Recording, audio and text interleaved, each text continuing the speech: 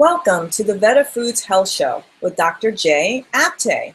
This episode, we've chosen to talk about a topic that's very misinformed. We're going to be talking about fats, what are good fats, and what are not so healthy fats. And we're also going to tie in the Ayurvedic seasonal eating. So welcome, Dr. J.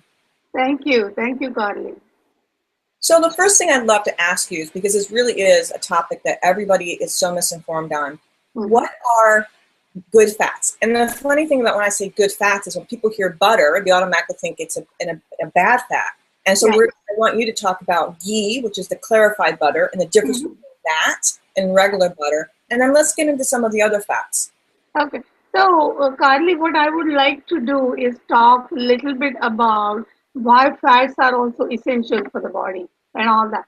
So, when we talk about real food, it has the main three food groups, and they are called macronutrients, and they are essential for the body in the right amount. And those are the carbs and protein and the fat.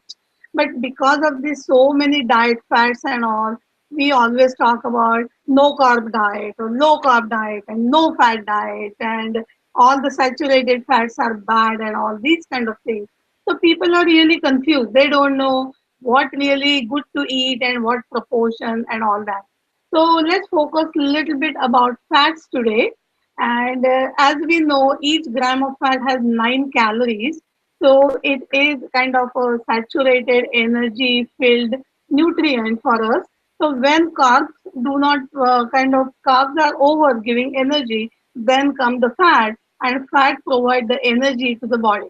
Like any other machine, body always needs the energy, and we get that energy either from the carbs or the fat.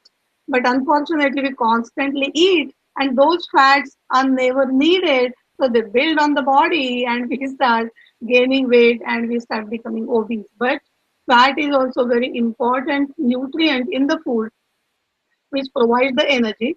Second important thing is, there are important vitamins like especially A and D and E and K. So those essential vitamins are only absorbed when we have the fat in the body, because those are fat soluble vitamins. So when we eat good fat, those vitamins, especially vitamin A, is important for our eye health. Then vitamin D, is very important for us to absorb calcium in the body, which maintains our bone health. Then vitamin E is also essential for to remove the free radicals from the body and protect ourselves. And vitamin K is also important for the blood clotting. Otherwise, we'll just bleed to death and we will not survive. So K is very important to create the blood clot and stop the bleeding and all that. So if we are going to eat all these vitamins, body needs some fat to absorb all those vitamins. Third important function of the fat is also protecting our brain, protecting our heart, an important thing, even underneath our skin, there is a fat. It just protects us from the temperature changes and all, and it tries to maintain the body temperature. So first of all, I'm glad that you started with that, because that's very important. The other thing I want to bring up when we talk about oils and fats is you mentioned some of the other benefits, which is, we have that thin layer, which modulates our body temperature and everything. Yeah. Another thing I think, which, because you bring up vitamins, doesn't having the healthy fats also lubricate our joints? Yes, it definitely lubricates our joints, because in between those joints and between the bones, there is we call synovial fluid, and it is some kind of fat that protect the bones against having rubbing against each other. Second thing, all on our nerves we always call gray matter and white matter. Like white matter is nothing but good quality of the fat, and especially Carly, we talk about MS, multiple sclerosis. That is kind of the growing disease, and lot of in people that myelin sheath, which is protecting the nerves, is damaged, is degenerated, and that's what they have. We have to rebuild that myelin sheath, and for that, good quality of fat is essential for the body. We know all our skin, we just want to keep our skin looking very lubricated and moist and radiant. Then fat, all the cell wall are made up of fat. So fat is an essential thing, but the big question is what kind of fat and what is the amount of fat That is very important. And you know, we need about like 20 to 30% of the calories from the fat, but we end up eating like 40 and 50%, and that causes all the problem. Because what happens, it just blocks our arteries, causing atherosclerosis, which causes hypertension, which causes heart problems and all that. So there are different types of fat, and generally the oils are liquid because they have unsaturated fats. All the bonds in the oils have, they are called mono unsaturated fatty acid or poly unsaturated fatty acid. So they are kind of good quality of fat. So for cooking, it's generally good idea to use different oils because they are unsaturated fatty acids. But at the same time, body also needs some good quality of saturated fats like butter, coconut oil. These things are very high these days. And even we in Ayurveda talk about the ghee, Ghee. A lot of people call G or ghee. And that ghee is very essential for the body in the right amount. And do you know, let me tell you good thing about all these fats, that all the heart specialists were telling patient and all the people that stay away from saturated fats. But now the new research is showing that some amount of saturated fat, especially ghee and butter, coconut oil and all, are good for the body, and it does not damage our heart. So it is good for our health. That doesn't mean you can eat like a big bowl full, but you should be consuming 2 to 3 teaspoons of good fat every day. Now, I do want to tie in, when people are doing butter, make sure you buy the butter that doesn't have the growth hormones in it. Otherwise, you're defeating the purpose of wanting to be healthy. And I've cooked with ghee, and I love it. It's the clarified butter is great for stir fries or caramelizing or just giving it got a very unique flavor. So I really do love that. And obviously, coconut oil is not just good for cooking and it tastes really good. It's also great for your skin. And that's the other thing I wanted to bring up. We were talking about oils lubricating our joints. I don't think we realize too is that our outer skin is also what we put into our bodies. In other words, the lubrications and not having dry skin, like you were talking about with our joints. I think people forget that what we eat and what we drink and all that also affects our skin.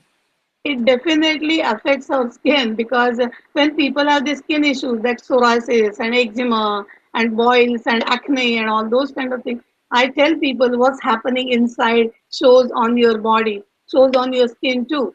So if you want really looking like a moist, lubricated skin, then you need to consume good amount of fat. And in Ayurveda is very high about massaging the whole body with different oils. And especially we use sesame oil, because sesame oil is warming, it is very moistening, and it kind of nurtures your skin. And coconut oil, opposite to that, same, it is excellent for massaging and all, but you can also, because it has a cooling effect. Coconut has cooling effect, sesame oil has warming effect. So during summertime, when your body is on fire, you perspire a lot and all, if you want to cool your body down, definitely you can massage your whole body with coconut oil. Even scalp, massage the scalp with coconut oil. Your hair will become very lustrous and long and beautiful and healthy. And also you have to consume some coconut oil also. And here, Carly, I want to mention here about ghee and coconut oil have more medium chain fatty acids, and they are good to improve our digestion, because it just also lubricates our whole digestive tract and also helps to reduce weight. Isn't it funny that good quality of fat also helps to lose weight if you eat like ghee or some amount of butter or even coconut oil? So now I have a question. I've heard that when you rub your bodies, like with coconut oil or whatever, that also penetrates your skin. So you're also getting the fat internally, going through. And there's a lot of practitioners that do use, like you said, the coconut oil and the sesame oil, which I love. That when we use exterior oils and real oils, not cream, I'm talking about oils, that actually does penetrate into our bodies. Yes.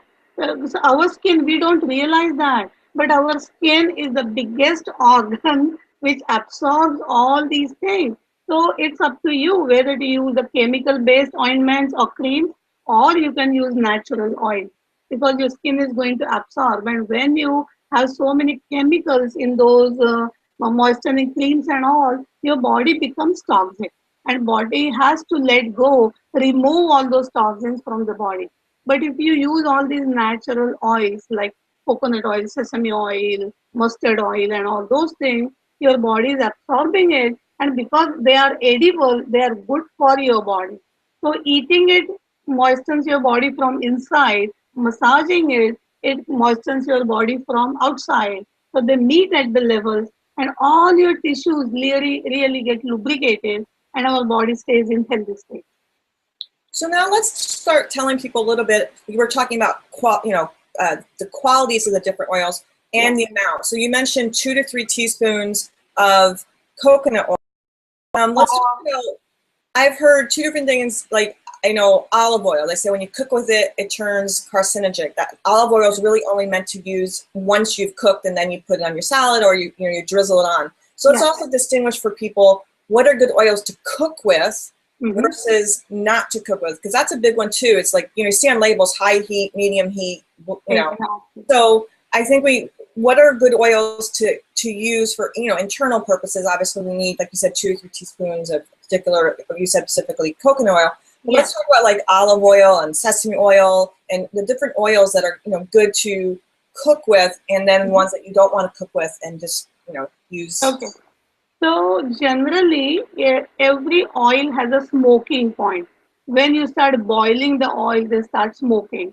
And during that point, the oil starts changing its structure, start going bad. Okay.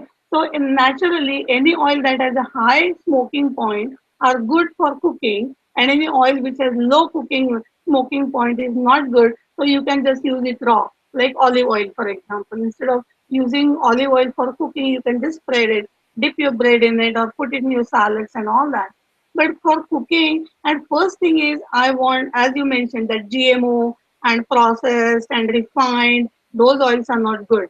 But canola oil is good. Canola oil or sunflower oil or peanut oil, these are good oils you can cook in it. I would recommend generally people not to fry the food, but just cook in some oil, and you can saute your vegetables or stir fry your vegetables in little of this cooking oil. So what about, I've heard sesame oil is really good to stir fry with. That sesame oil is a good high heat oil. Yes, you can definitely use sesame oil, but few people do not like that smell of sesame oil. Or even same thing with coconut oil. Coconut oil has a lot of these health benefits, but it has kind of a strong coconutty smell. So people don't like that smell. If you love it, go ahead and cook with it. Generally, you can cook in ghee or butter occasionally, not every day, because ghee is already cooked. But if you top your food, like for example, your rice or your quinoa or your slice of bread, you can spread over it. It really changes the taste. And ghee has so many other benefits, health benefits to that too. It boosts your immune system. It cools your body down, so it reduces inflammation in the body. Majority of the diseases we talk about, they happen because of excessive heat in the body or inflammation of the body. So ghee is very beneficial to reduce that inflammation. So I have one question about ghee, because it's it's how you put this, a stable shelf. You can put it on. You don't have to refrigerate it, obviously. Yeah. I've been asked numerous times, how long can you keep it, and when does it go rancid, or how do you know when it goes rancid? Okay, it's a good question. First thing is, if you ghee is well done, ghee can stay good for like 100 years or 200 years too. Older the ghee, it's like a wine. Older the wine, better tasting it is. Same way, older the ghee, it has more medicinal qualities in it.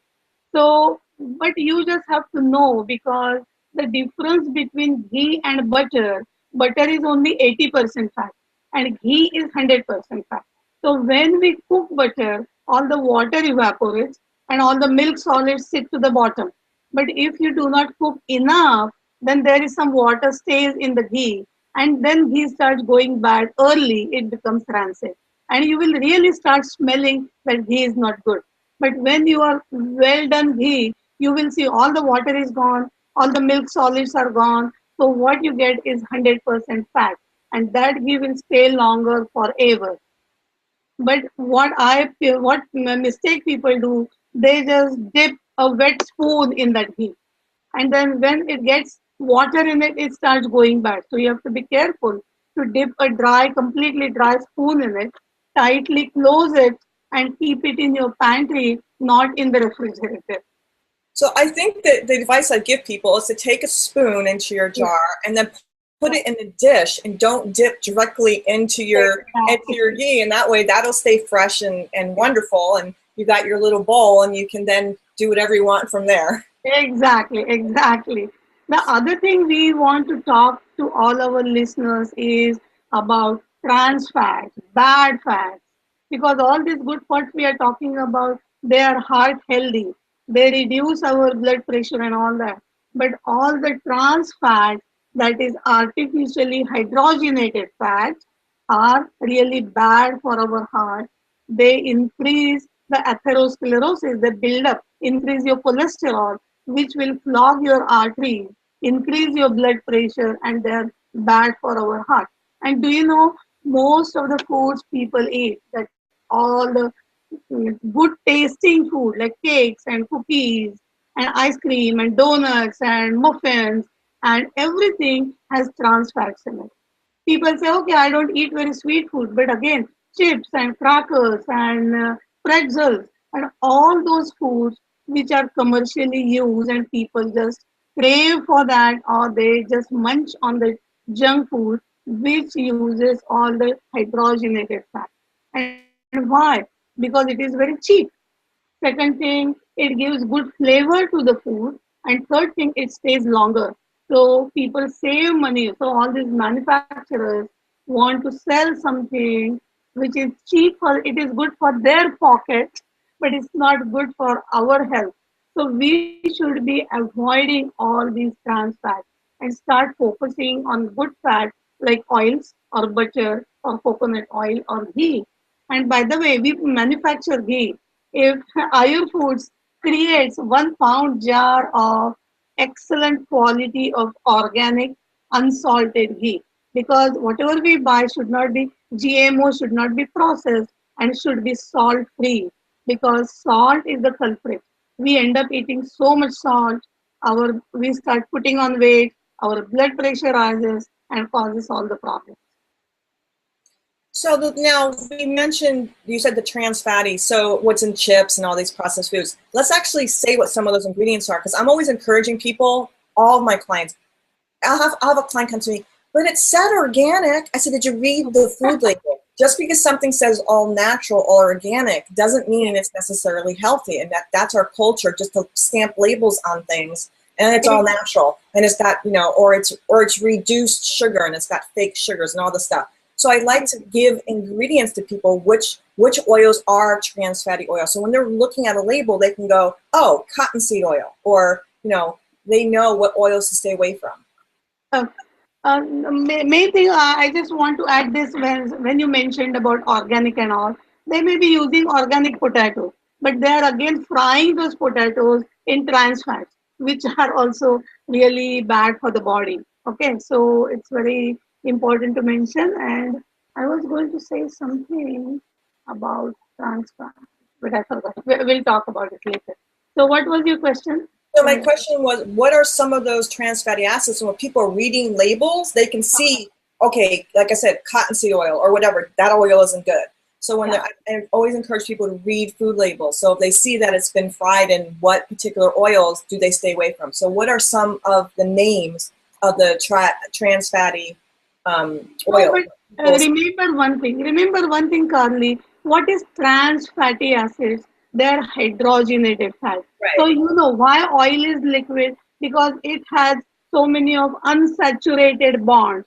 And when they hydrogenize those loose bonds, and then that same fat, oil becomes like a solid fat, like margarine, especially. So those margarines, people always think they are low in calorie, but they are not good. Margarines are not good for at all. They have heart problems, and worse than that, they are also carcinogenic. So we should avoid all those kind of things if you want to be really healthy. Okay. So I mentioned about for cooking, good oils are like canola oil or sunflower oil, safflower oil, peanut oil, flaxseed oil, and all. We don't use it for cooking. Okay. You can just add flaxseed oil raw, like olive oil and those kind of things. Then grapeseed oil also is not used. Cottonseed oil is not used. Only in these oils which are very, very cheap are used in all these commercially sold products, but they are not heart healthy and they are not healthy at all. Yeah, so the most ones I see on commercial foods is the cottonseed oil, or even, and I've heard very controversial things about soybean oil, that it's literally is carcinogenic, that it's just really toxic. But I see that all the time: is soybean oil, cottonseed oil. And the interesting part, you keep on mentioning canola oil, so I'm curious about this because some of the research I've looked at or seen or whatever says that canola oil is also bad. So why? I mean, I'm just curious because I know you keep on mentioning canola oil, and I know it is kind of both ways. If you do the search on it, if it is really good quality of canola oil, it's not that bad. But it is all the GMO and things added to that causes all the problems. So we have to avoid all those things. And another thing, like we were talking about different myths about all these foods, I want to tell you that people always say this is fat free ice cream, fat free this, fat free that. It doesn't mean, and that fat free, they use more different sugars. They use different complex carbs, and they may not complex, but just kind of different carbs, which are not good for your health. Okay, so do not go just by fat free or low fat and all those kind of things, because you really have to know what are the ingredients in that food when it says low fat or no fat and all this. And that's Because why it's I not encourage everybody to learn your ingredients and read food labels, because she's right. When it says sugar-free, it's going to have all sorts of chemical sugars. If it says fat-free, believe me, when they say fat-free, they're also saying, oh, they're including that they reduce some of the sugar, blah, blah, blah, and it's got all this other garbage in it.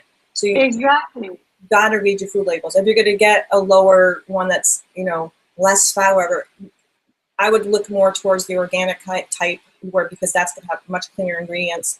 But you've got to read your ingredients. It's so important to get to know. It is very important.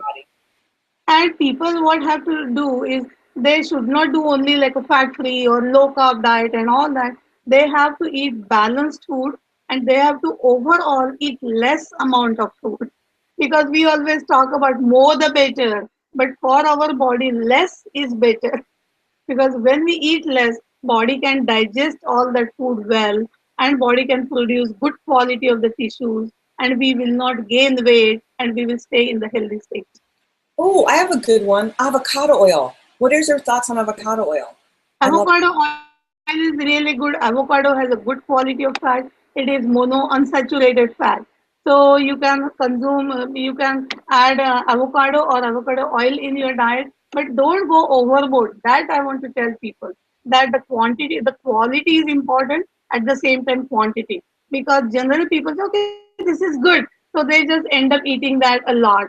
So excessive amount, like a ghee we talked about, butter, coconut oil, it is good, but in the right quantity. You should not go overboard on that.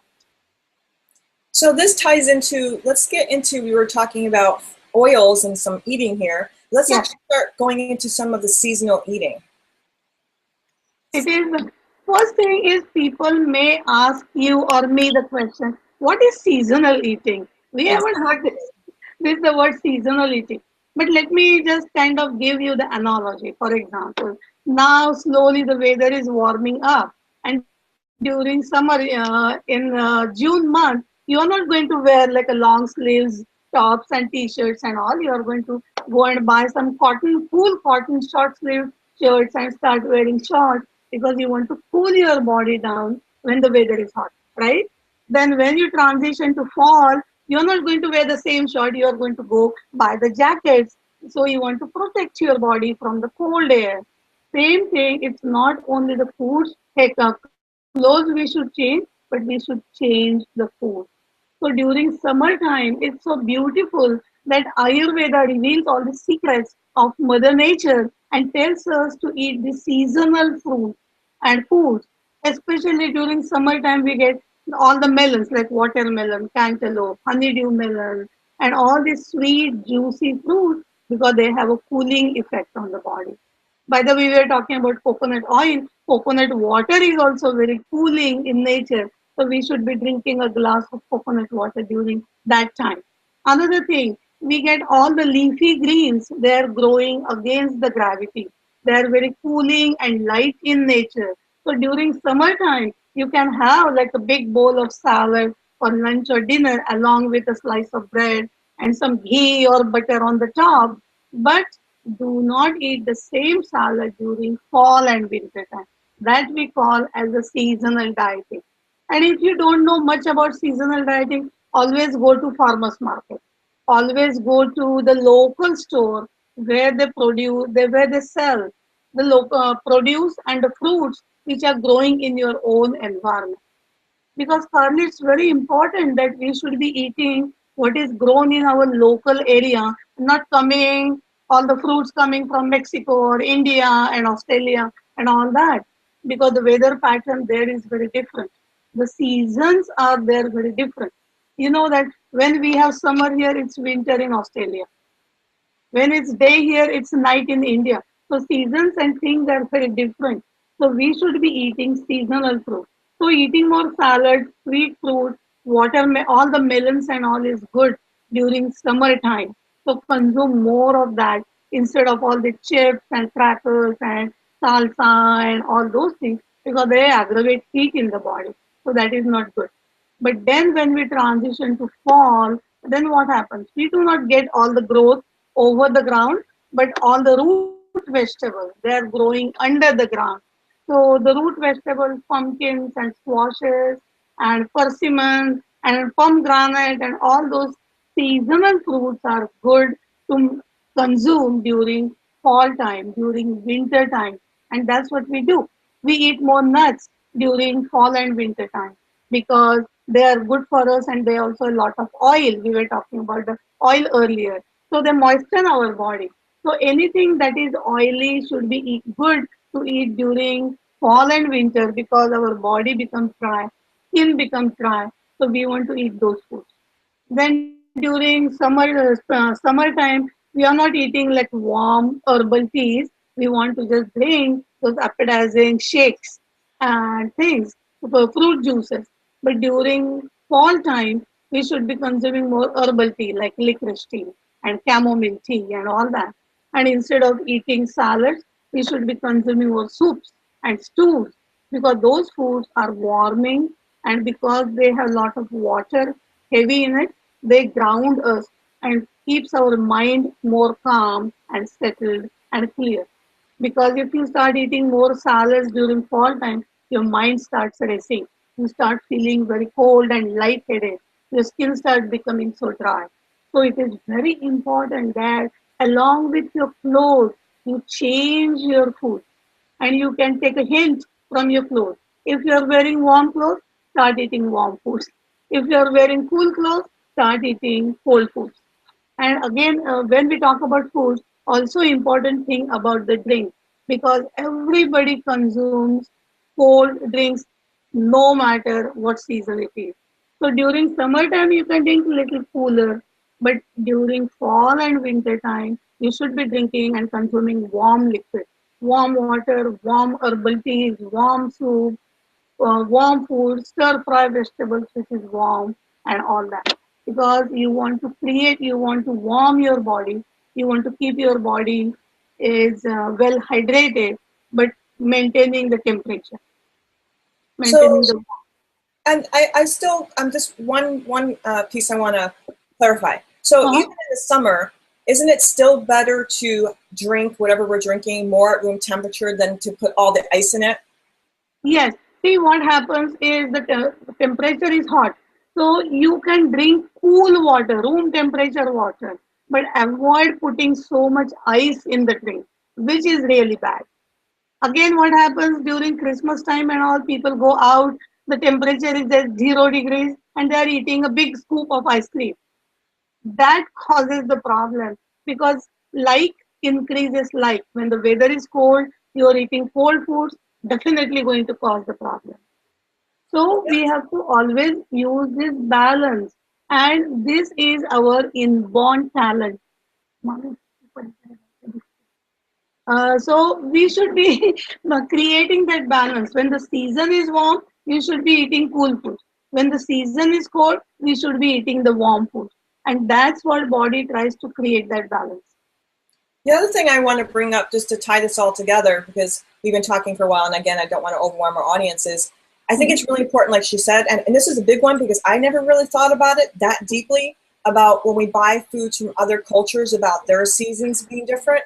Yeah. And so it's when it grows, it's got different qualities, etc. So I actually encourage people to, anyways, I am always about local anyway, to support our local community, to support our local farmers. So I really encourage people to actually pay attention to what you're buying. And like she said, buy fruits that aren't from different origins, meaning other states and countries, if you will. And that we really focus on supporting our local people and eating our local foods and seasonal. So I think that was great. And that was such a big aha for me when you said that. I was like, wow, I never thought about that. So I'm really glad that you brought that up.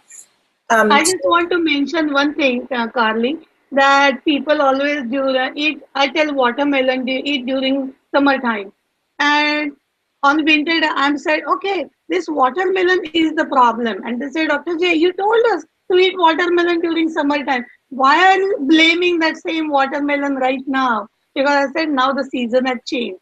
So don't use that during Christmas party. You should be eating different foods, more nuts and more eggnog and more warm herbal teas, but not watermelon during that time. Because eating according to the environment, eating local, those things are very, very important. And they have a healing effect on our body. They do. So as usual, everybody, I put together an entire blog post. I'll have all of Dr. J's information, websites, her history, her wellness center. And by the way, I got to visit her wellness center yesterday. It was beautiful. I encourage everyone to go check out hnwellness.com.